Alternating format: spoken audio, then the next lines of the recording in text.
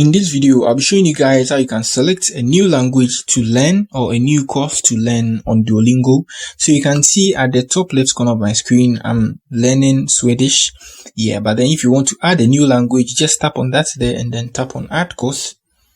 Good, then you can see these are the languages that are available on Duolingo. When you create a Duolingo account, you get to choose one of them and you start learning. So let's say I think French is okay. So you just tap on continue and it's going to redirect.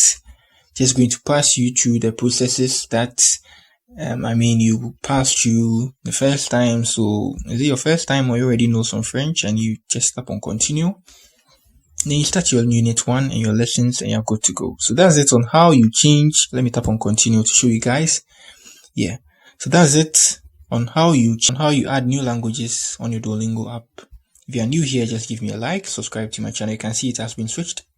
Good. Yeah. So that's it. Peace.